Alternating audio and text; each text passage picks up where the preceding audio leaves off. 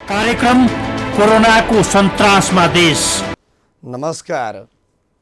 कोरोनाको सन्तासमा देश विषम परिस्थितिको विशेष कार्यक्रममा यहाँहरूलाई स्वागत छ। म कार्यक्रम सञ्चालक भवानी शङ्कर ढुङ्गेल। नेपालको ज्येष्ठ पनि श्रेष्ठ पनि नेपाल इन्सुरेन्स कम्पनी लिमिटेड र समेत हस्पिटल लोकन्थरले प्रायोजन गरिदिएको कोरोनाको सन्तासमा देश कोरोनाको सन्तासमा छ। देशको परिस्थिति हेर्दाखेरि हामी 60 दिन लामो यात्रामा हामी तय भइसकेका छौँ।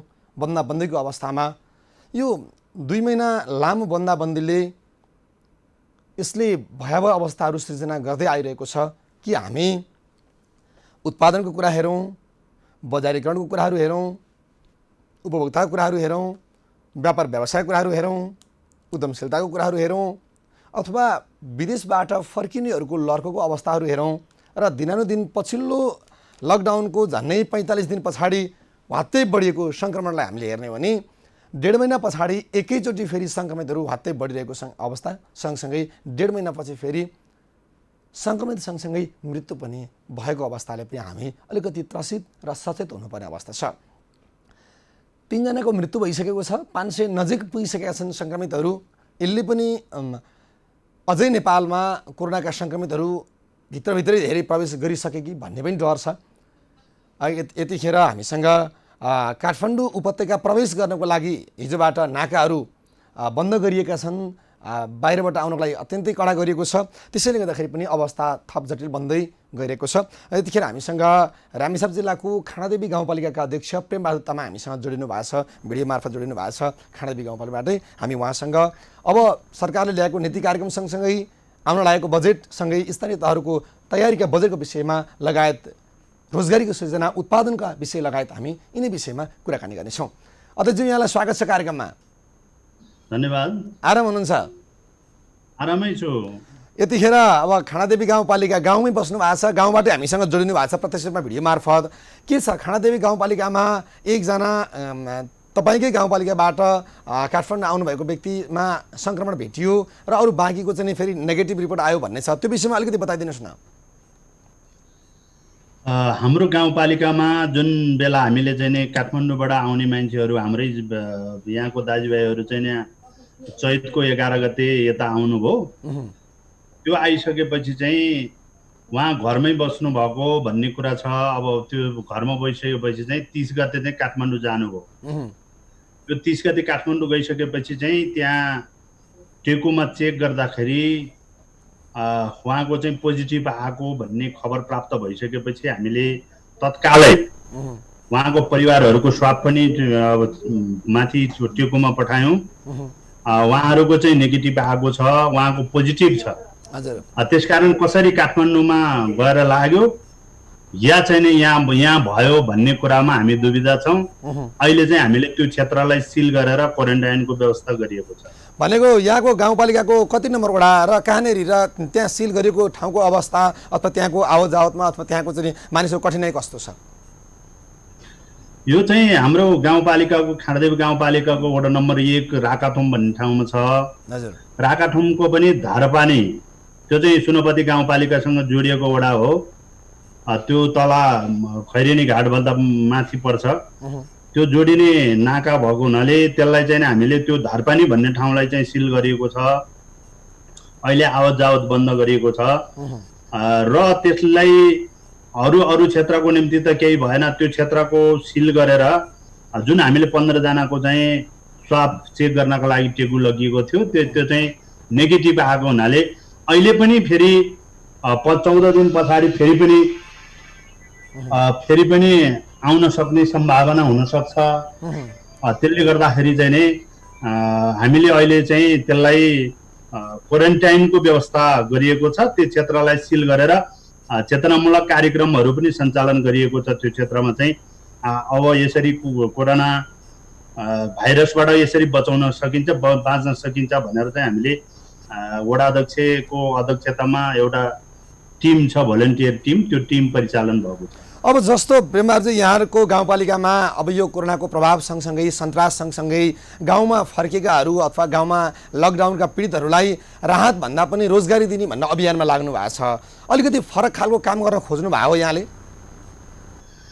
होइन, हामीले धेरैचोटि छलफल गऱ्यौँ। हाम्रो कार्यपालिकाको बैठकमा पनि छलफल गऱ्यौँ, हाम्रो विपद व्यवस्थापन समितिको बैठकमा पनि हामीले धेरैचोटि छलफल गऱ्यौँ। जस्तो सङ्घीय सरकारले एउटा कार्यविधि बनाएर पठाइदिनु भयो, त्यो कार्यविधिमा चाहिँ धेरै कुराहरू सहरी क्षेत्रलाई केन्द्रित गरेर बनाउनु भएको थियो। गाउँमा 2-3वटा कुरा मात्रै उल्लेख थियो, 2-3वटा बुदामा उल्लेख गरिएको थियो, कृषि मजदुरहरू भनेर उल्लेख गरेको। र त्यसमध्येमा पनि जुन लेबर के अरे अरू मजदुरीहरूको विषयमा चाहिँ जसले चाहिँ अब ज्यालादारीमा काम गर्नुहुन्छ, दैनिक चाहिँ अब मिस्त्री काम गर्छ, लेबरको रूपमा पनि काम गरेको छ, त्यो मान्छेहरूलाई राहत वितरण गर्ने भनेर त्यो कार्यविधिमा उल्लेख गरिएको थियो। त्यो कार्यविधि अध्ययन गरिसकेपछि हामीले कृषिमा अहिले हाल त कृषिमा लकडाउन भएको छैन, कृषिमा त आफ्नो जीवन निर्वाह गर्नका निम्ति यो गाउँमा चाहिँ नै आफ्नो काम आफैले गरिरहनु भएको छ। त्यसकारण त्यो क्षेत्रमा गर्नुभन्दा हामीले दिगो यो लामो कालसम्म पनि रहन सक्छ। यो कोभिड-19 सङ्क्रमण रोग चाहिँ यति निश्चित अवधि तोकिएको भए चाहिँ हामी निश्चित अवधिसम्म यसरी गरौँ भन्ने कुरा हुन्थ्यो। त्यो निश्चित अवधि नभएको कारणले गर्दाखेरि त्यसलाई चाहिँ अब लामो समयसम्म जान सक्ने अवस्था सिर्जना भएकोले त्यसलाई चामलहरूको राहत वितरण भन्दाखेरि चाहिँ हामीले श्रमसँग जोडिएर उहाँहरूलाई राहत दियो भने उहाँहरूको चाहिँ जग्गा जमिनहरू बाँझो भएको जग्गा जमिनहरू पनि प्रयोगमा आउन सक्छ र श्रममा आधारित पनि हुन सक्छ र अरू हाम्रो विकास निर्माणको कामहरू पनि छ। त्यसलाई चाहिँ जीवन निर्वाह गर्नका लागि अथवा त्यसलाई जीविकोपार्जन गर्नका निम्ति, रोजगारी सिर्जना गर्नका निम्ति हामीले धेरै बजेटहरू विनियोजन गरिएको थियो।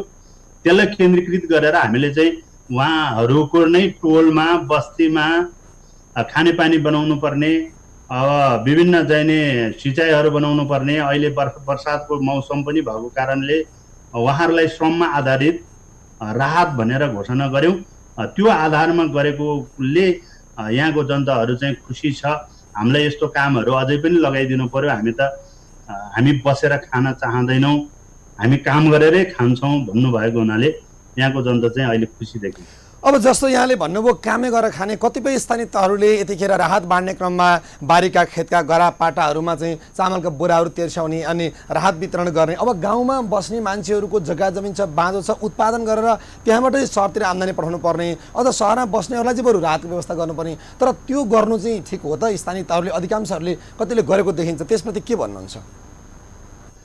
होइन, हामीले राहत धेरै राहतको कुरा गऱ्यौँ। त्यो राहतको कुरा चाहिँ जुन बेला हाम्रो भूकम्प आयो 2072मा महामारी जुन भूकम्प आयो, त्यो भूकम्पको जस्तो चाहिँ अहिले होइन। त्यो जुन भूकम्पको बेलामा चाहिँ मान्छेहरू चाहिँ बाहिर निक्लेर बाहिर बस्नुपर्ने अवस्था थियो, त्यहाँ धनी गरिब केही भनेको थिएन।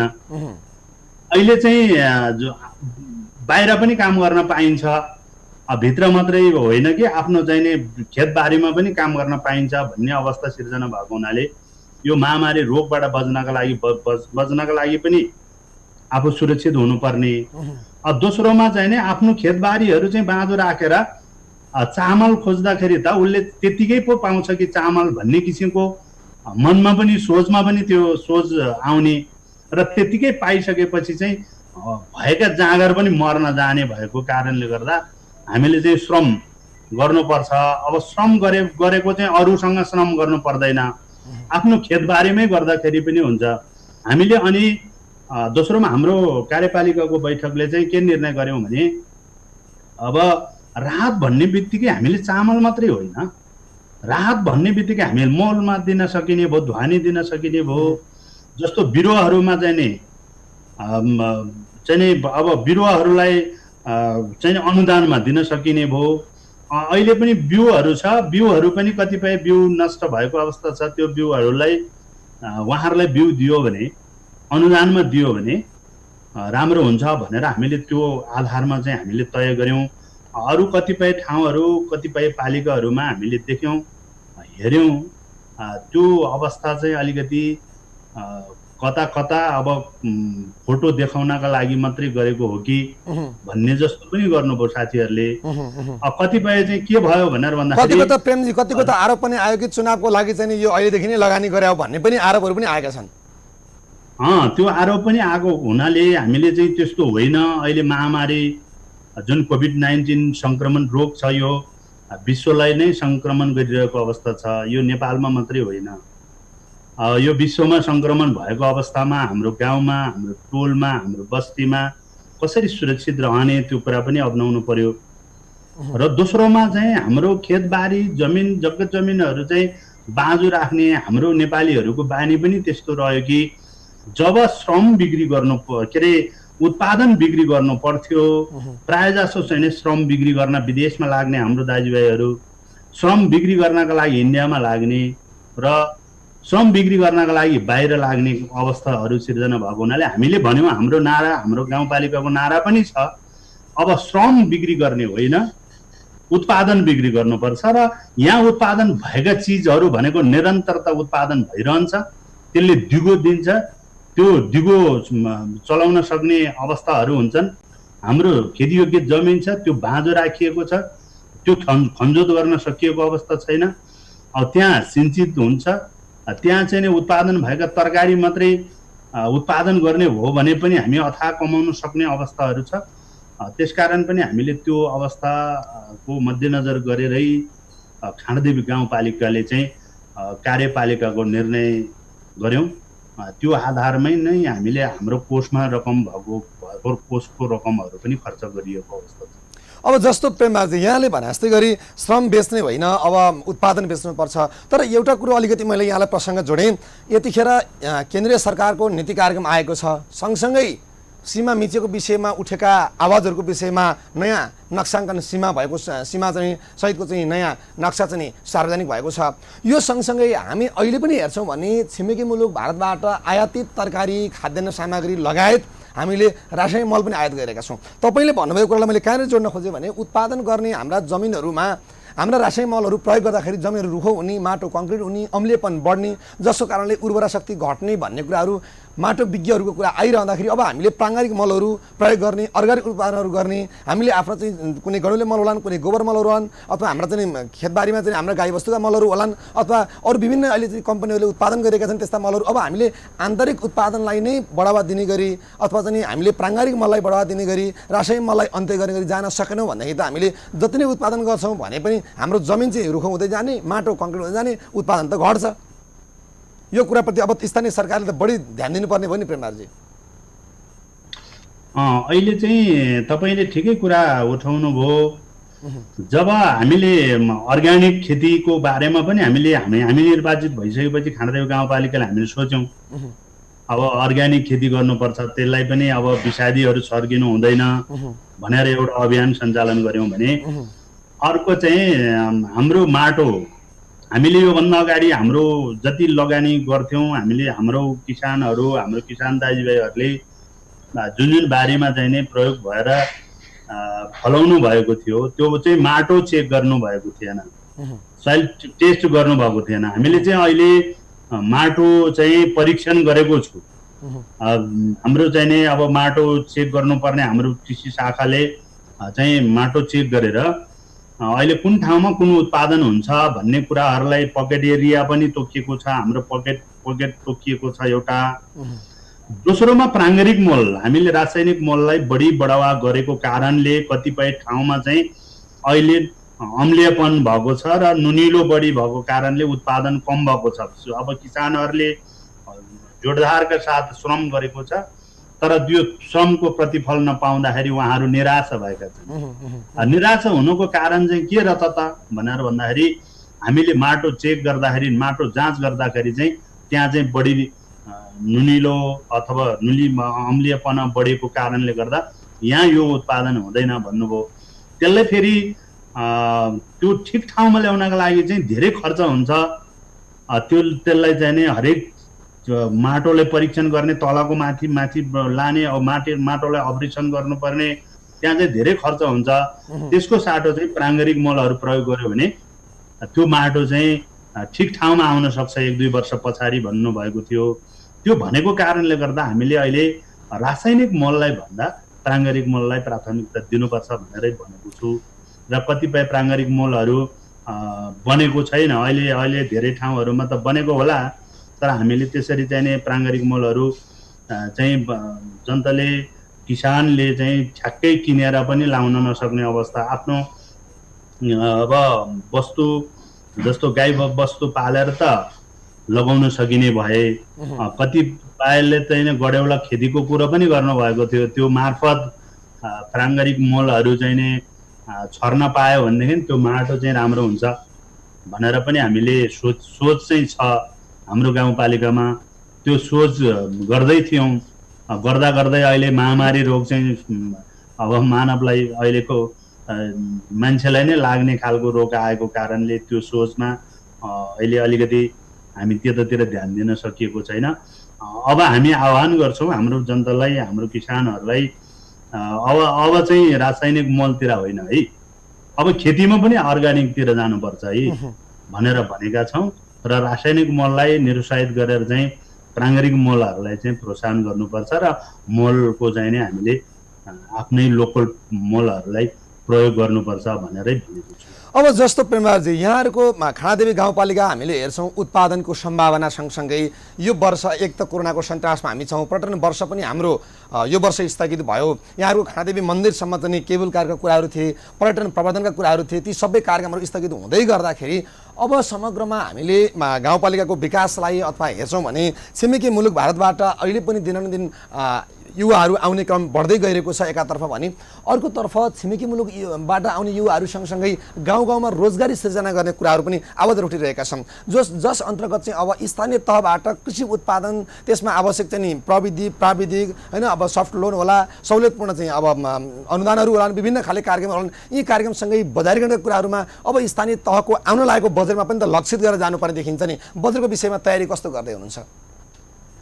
अहिले चाहिँ हामीले गत वर्षतिरको जुन आर्थिक वर्ष 76-77 को योजना र अहिलेको योजनामा हामी फरक त भइ नै हाल्यो। गत वर्ष हामीले भौतिक पूर्वाधारलाई केन्द्रित गरेर भौतिक पूर्वाधारसँग जोडिएर सडक निर्माण गर्ने, अरू भौतिक पूर्वाधार चाहिँ हाम्रो विभिन्न ठाउँहरूमा जाने भवनहरू निर्माण गर्ने कुरालाई हामीले लक्षित गरेका थियौँ।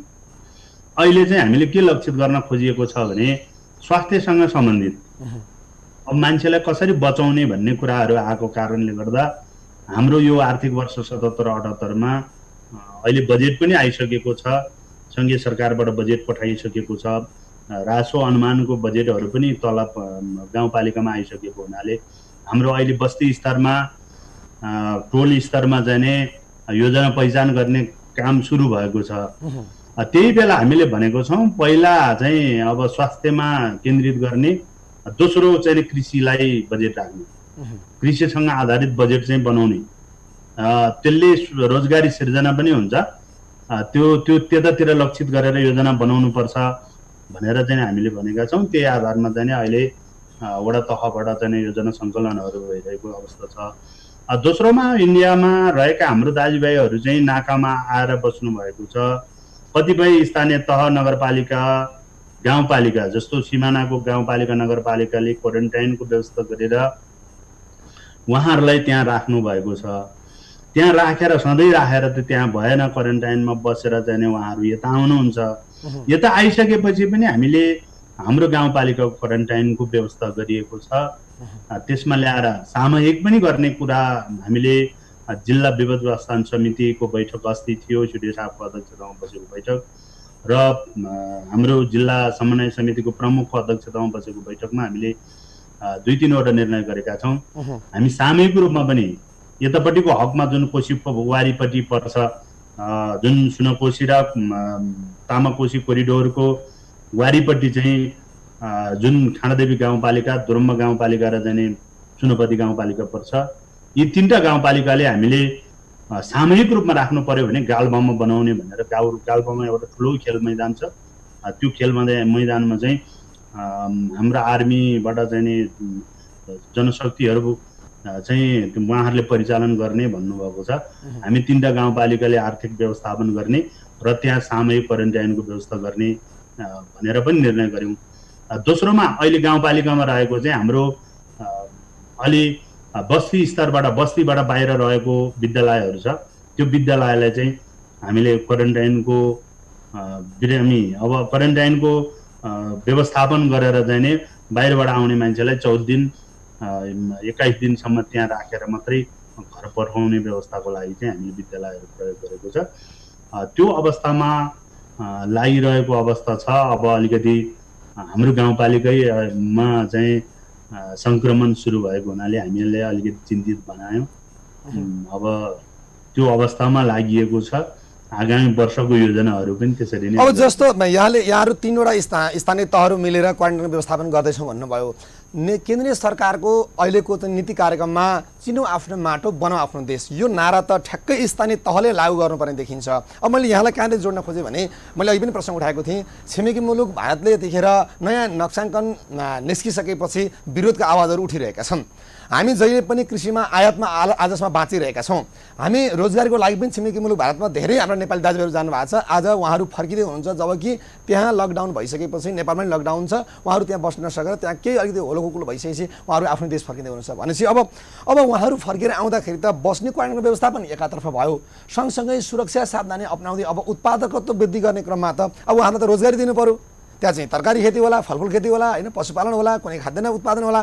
ठ्याक्कै तपाईँहरूको 3वटा स्थानीय तह भनेर तपाईँले नाम लिइसक्नु भएको छ। खानादेवी, सुनापति र दोरम्बा 3टा गाउँपालिका, लिखुभन्दा यता तामाखुसीभन्दा वारिपट्टि र सुनकुसीको बिचमा यो 3टा गाउँपालिकाले अब त्यहाँ के उत्पादन गरेर चाहिँ त्यहाँ 10औँ हजारलाई अब त 20औँ हजारलाई त्यहाँ 3टा गाउँपालिकामा फर्केर आउनेहरूलाई रोजगारी दिन सकिन्छ। हामीले विशेष गरी त प्रमुख बालीहरूलाई नै हामीले फोकस गरेका छौँ। अब पहिलो त धान बाली नै हो, दोस्रो मकै छ, तेस्रो कोदो छ। त्यो बालीहरू भनेको निरन्तरता पहिलादेखि सुरुदेखि नै गरेको बालीहरू। अहिले बीचमा चाहिँ हामीले सामूहिक खेतीको कुरा पनि गरेका छौँ। चक्लाबद्ध खेती, कतिपय ठाउँमा सामूहिक तरकारी खेती पनि सुरु भएको छ। हाम्रो माडी फाँट छ। अब पकरवासको वडा नम्बर 4 मा माडी फाँट, 8 नम्बर वडाको गागलटारमा चाहिँ त्यहाँ तरकारी बगानको रूपमा, तरकारी खेतीको रूपमा चाहिँ हामीले क्लस्टरको रूपमा पनि गरेको छ। त्यसलाई पकेट एरिया पनि भनेका छौँ हामीले, तरकारी पकेट एरियाको रूपमा। माडी फाँट गागलटार अनि भिरपानीको तल्लो बेललाई हामीले त्यसरी तोकेका छौँ भने माथिल्लो भेगहरूमा चाहिँ मकै खेतीको कुरा छ। मकै खेती चाहिँ कतिपय बाँझो छ जमिन हाम्रो, त्यो बाँझो जमिन छ। त्यसकारण हामीले त्यो बाँझो जमिनलाई पनि लक्षित गरेर अहिले कार्यक्रम बनाएको छु। आर्थिक वर्ष 77-78 मा हाम्रो आवधिक योजना पनि बनेको छ। खाँडदेवी गाउँपालिकाको आवधिक योजना र दीर्घकालीन योजना पनि छ। हामीले त्यसमा कृषिको धेरै कुराहरू उल्लेख गरिएको छ। त्यसमध्ये हामीले 2टा कुरालाई अहिले महत्त्वपूर्णका साथ गाउँपालिकाले अगाडि सारिएको छ।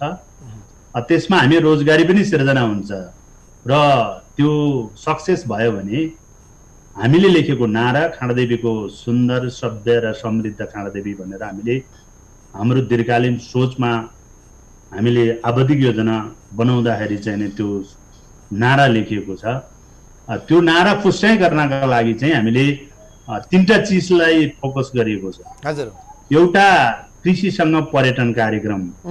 कृषिसँग पर्यटन भन्नाले हामीले नमुना बस्ती बनाउने। अहिले हाम्रो तल डबका 3 नम्बर वडाको डबकामा चाहिँ नमुना बस्ती कार्यक्रम छ। त्यो कार्यक्रममा 42 घरधुरीको नमुना बस्ती बन्छ अहिले। त्यसमा सामूहिक खेती छ, सामूहिक तरकारी। 42 घरधुरीको सामूहिक रूपमा तरकारी उत्पादन गरेर बजारमा लान्छ। मध्य पहाडी यतापट्टिको साइडमा पर्छ भने पल्लोपट्टि चाहिँ बिपी राजमार्ग पर्छ। त्यसले गर्दा त्यहाँ कृषिसँग पर्यटन, हामीले पहिला चाहिँ पर्यटन भनेको छुट्टै हो, कृषि भने छुट्टै हो भन्ने थियो। अहिले कृषिसँग पर्यटन, किन भन्दा पहिलाका मान्छेहरूले चाहिँ अलि फरक किसिमले त्यो ढिँडो खानेहरू चाहिँ गरिब हो भन्ने थियो। भनेदेखि अहिले धनीले चाहिँ ढिँडो खान्छ भने हुनाले ढिँडो, सिस्नो, साग अब गाउँमा पाउँछ है। त्यसकारण गाउँमा त्यो पर्यटनको रूपमा उहाँहरूले त्यो अवलोकन गर्न पनि आउनुहुन्छ। दोस्रोमा ढिँडो, साग चाहिँ सिस्नो यहाँ पाउँछ भनेपछि उहाँ लोकल कुक, विभिन्न चिजहरू लोकल चिजहरू त्यहाँ उत्पादन हुन्छ भनेपछि कृषिसँग पर्यटन कार्यक्रम अन्तर्गतको हामीले एउटा 42 घरधुरी अहिले नमुनाको रूपमा प्रदेश सरकार ले सहयोग गर्नुभएको छ 1.5 करोड। हाम्रो गाउँपालिकाको तर्फबाट 75 लाख गरी चाहिँ नि 1 करोड 25 लाखको त्यो नमुना बस्ती निर्माण हुँदैछ। अहिले निर्माण भटाभट भइरहेको छ। योभन्दा अगाडि नै अझ धेरै निर्माण भइसक्थ्यो, यो लकडाउनको कारणले गर्दा निर्माण हुन सकेन, पहिलो कुरो। दोस्रोमा हाम्रो खानादेवी गाउँपालिकाको भटौली खोला छ। त्यो भटौली खोलालाई बाँध निर्माण गरेर त्यसलाई छेकेर माथि चाहिँ नि बाँध निर्माण गर्ने र यहाँ सुक्खा क्षेत्र पनि छ, त्यसलाई सिँचाइ गर्ने गरी चाहिँ हाम्रो माकादुम, पकरवास, भिरपानी यी क्षेत्र सुक्खा छ, तर जमिनहरू चाहिँ एकदम खेतीयोग्य जमिन छ। त्यहाँ पानी नभएको कारणले मात्रै हो सुक्खा भएर बस्यो, सिँचाइको अभाव। त्यहाँ साँच्चीकै चाहिँ नि त्यो ड्याम थुनेर चाहिँ हामीले त्यो क्षेत्र सिंचित बनाउन सक्यो भने अघि भनेको नारा सक्सेस हुन्छ र त्यो समृद्ध खानादेवी नै हुन सक्छ।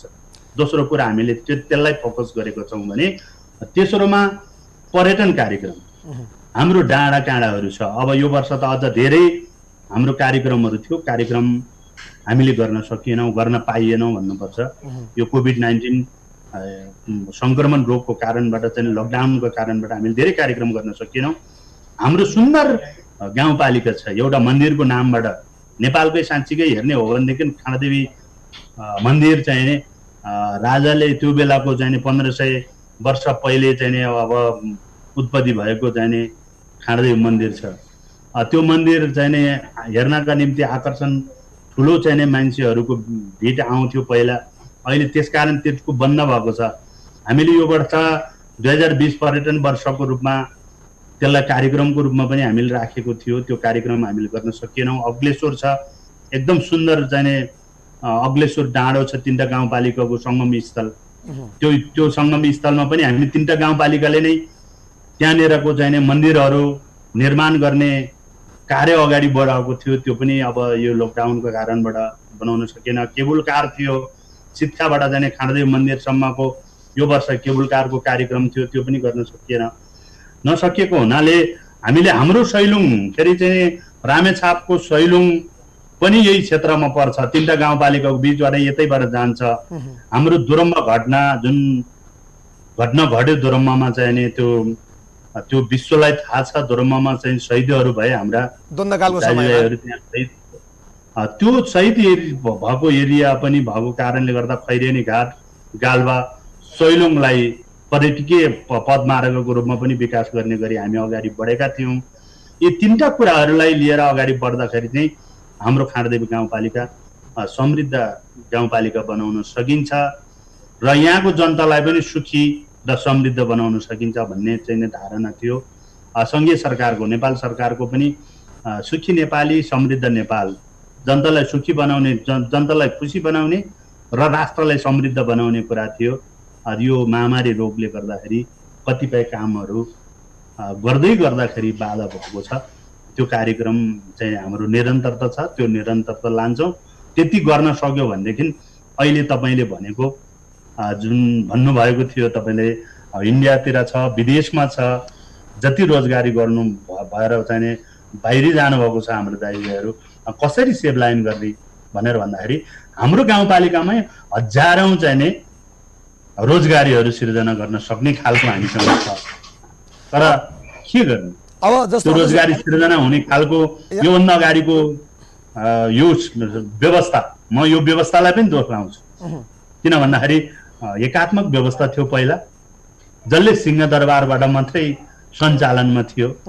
अब गाउँको जनता कसरी बसिरहेको छ भन्ने कुरो सिंहदरबारको शासन सत्ताले त तल दिन सक्दैन थियो नि त। त्यो किसानहरूको बारेमा पनि उहाँलाई थाहा थिएन नि त। अहिले साँच्चीकै गरेर 3 सरकार छ, अहिलेको अवधारणा अनुसार सङ्घीय सरकार छ, प्रदेश सरकार छ, स्थानीय सरकार छ। हामी यहीँ बसिरहेका छौँ। किसानहरूको मल बिउदेखि लिएर हरेक कुरालाई हामी साथमा छौँ। हामी यहाँ निर्णय गर्न सकिन्छ। हाम्रो कृषि शाखाहरू छ, हाम्रो पशु शाखाहरू छ, हाम्रो विषयगत शाखाहरू छ, त्यसमा छलफल गरेर अगाडि बढाउन सक्ने भएको कारणले गर्दा अहिले चाहिँ साँच्चीकै देशलाई सुन्दर बनाउने हो भने हामी धेरै समय पर्खिनु पर्ने अवस्था चाहिँ थिएन। तर जस्तो अध्यक्ष यहाँले यो कुरा भन्दै गर्दाखेरि यहाँको महत्त्वपूर्ण कुरा कहाँनिर आयो भने देश संहितामा गइसकेपछि विशेष गरी स्थानीय सरकार अझ भनौँ तपाईहरु जस्तो स्थानीय तहको जनप्रतिनिधिहरू आइसकेपछि स्थानीय तहमा सिंहदरबारको सेवा सुविधा हैन तपाईले भन्नुभयो मलको कुरा बिउको कुरा आवश्यक तालिमको कुरा होला हरेक चाहिँ सरकारबाट दिनुपर्ने चाहिँ न्यायका कुराहरू होलान् विकास निर्माणका कुराहरू होलान् पर्यटन होलान् कृषि होलान् उद्योग होलान् हरेक विषयहरू हुँदाहुँदै पनि 3 वर्षको समय सीमाभित्र अझै पनि देशले जुन हिसाबको मुहार फेर्नुपर्ने थियो त्यो गति चाहिँ प्राप्त हुन सकेन। त्यहाँनेरि चाहिँ कमजोरी कहाँनेरि छ भनेर औल्याउनु पर्यो भने के भन्नुहुन्छ? अब अलिकति हाम्रो फरक खालबाट चाहिँ नै संहिता लागू भएको थियो नेपालमा। हामी पहिलो त संघीय सरकार बनिसकेपछि प्रदेश सरकार बन्ने र त्यो पछाडिको स्थानीय सरकार बन्ने गर्नु पर्थ्यो। त्यो विधि अलि फरक भयो र पहिलो चाहिँ स्थानीय सरकार बन्यो, दोस्रोमा प्रदेश र संघीय सरकार बन्यो। हामी निर्वाचित हुने बेलामा कुनै ऐन कानुनै थिएन। निर्वाचनमा त गयो, निर्वाचन विधि त संविधानमै उल्लेख थियो र संविधान अनुसार गयो।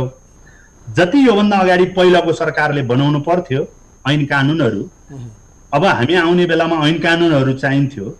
त्यो ऐन कानुनहरू आफू निर्वाचित भएर आफैले बनाउनु पर्ने भएको कारणले गर्दा अलि समस्या भयो र संघीय सरकार पछाडि 1 वर्ष पछाडि आयो। कतिपय 1 वर्षसम्म गर्नुपर्ने कामहरू पनि बाधा अवरुद्धहरू आए। किन भन्दा ऐन कानुन बनाएर लागू गर्नुपर्ने कुरा छ।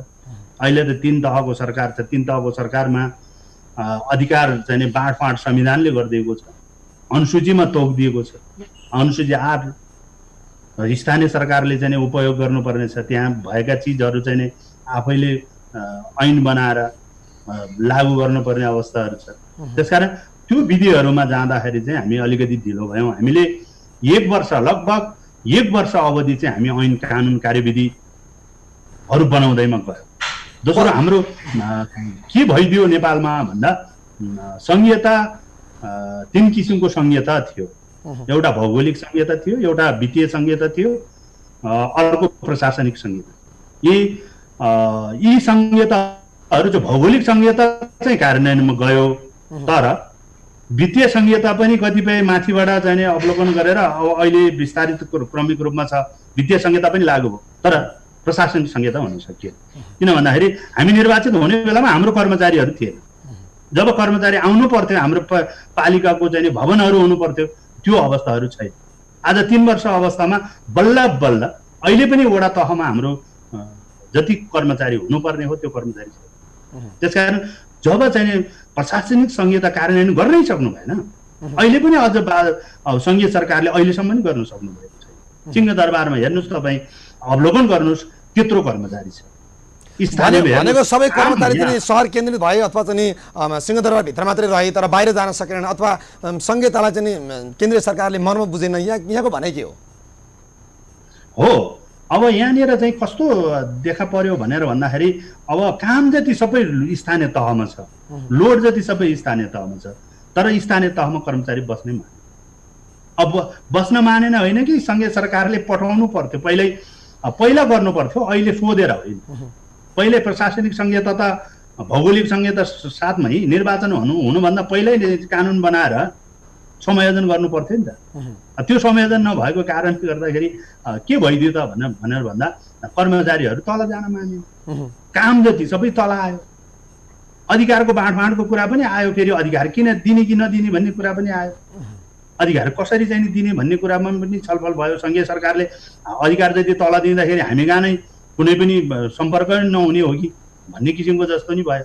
फेरि प्रदेश सरकारले आफ्नो अधिकार छ, त्योले स्थानीय सरकारको चाहिँ ऊ चाहिँ हाम्रो मातहतमा राख्न पाए हुन्थ्यो भनेर भने, तर संविधानले त्यो भनेको थिएन।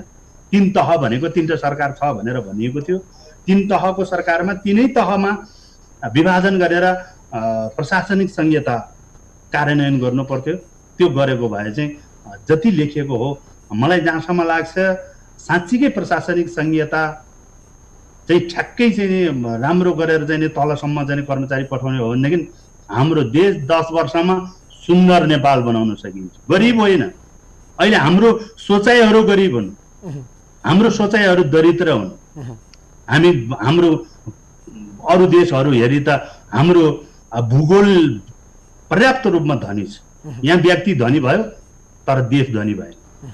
यहाँ व्यक्तिलाई चाहिँ नि पोषाउने काम मात्रै बढी भयो। त्यसकारण पनि हाम्रो देश बनाउन सकेन। अहिले साँच्चीकै स्थानीय सरकार जति उल्लेख गरिएको छ संविधानमा, त्यो संविधानमा उल्लेख गरिएको चाहिँ अंश पालना गर्न तल दिने हो भने साँच्चीकै सुन्दर नेपाल धेरै वर्ष पर्खिनुपर्छ जस्तो मलाई लाग्छ।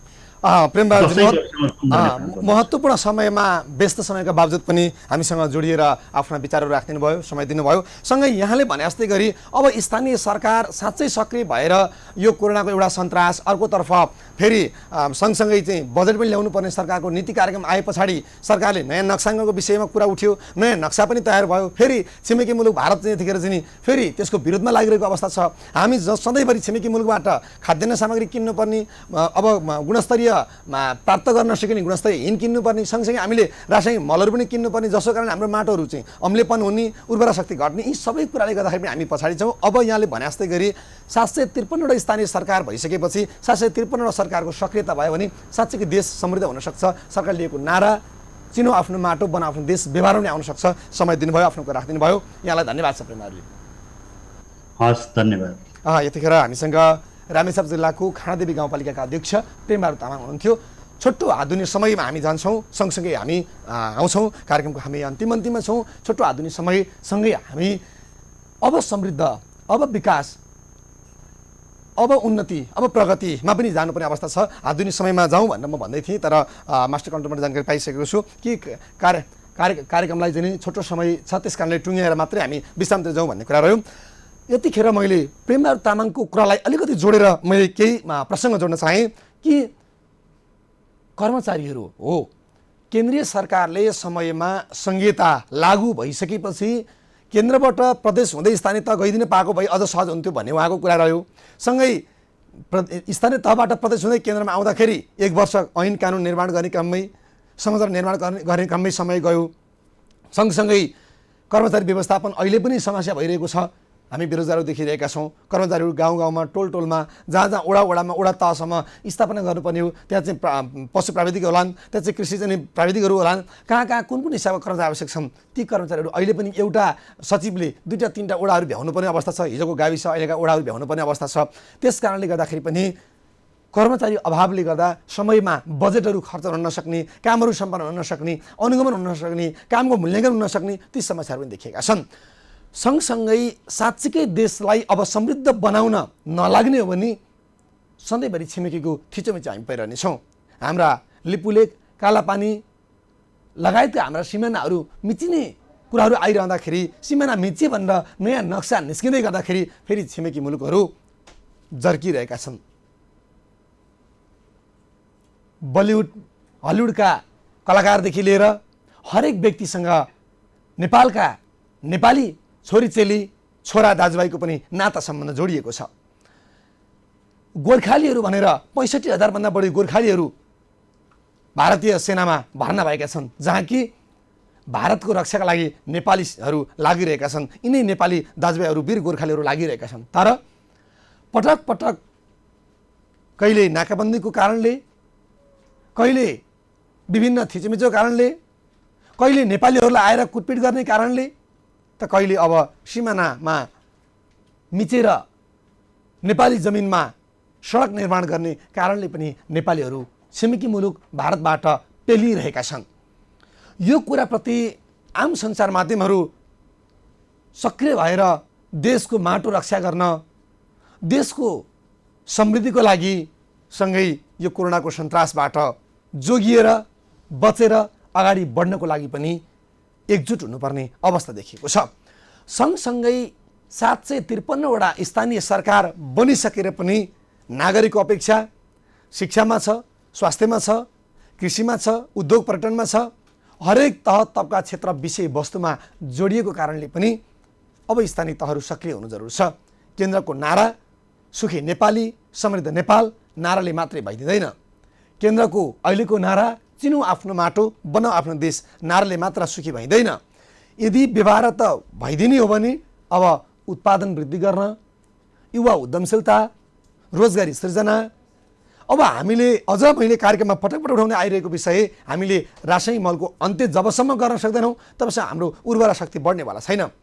अहिले विभिन्न प्राङ्गारिक मलहरू आइरहेका छन्। हामी यही कृषि ट्रेनिङको कृषि ग्रुप अन्तर्गत हामी हेर्छौँ भने कृषि विकास बहुद्देश्यको एउटा उद्देश्य किसान बायोब्याक्टेरिया, किसान अर्गानिक मल, किसान अर्गानिक फर्टिलाइजर जे भने पनि मल उत्पादन भएको छ। जबकि देशका प्रत्येक कुनामा प्रत्येक व्यक्तिहरूको घर घरमा प्रत्येक व्यक्तिहरूका प्रत्येक किसानका खेतबारीमा मल पुर्याउनको लागि कृषि विकास बहुद्देश्य सहकारी सक्रिय भएर लागिरहेको छ।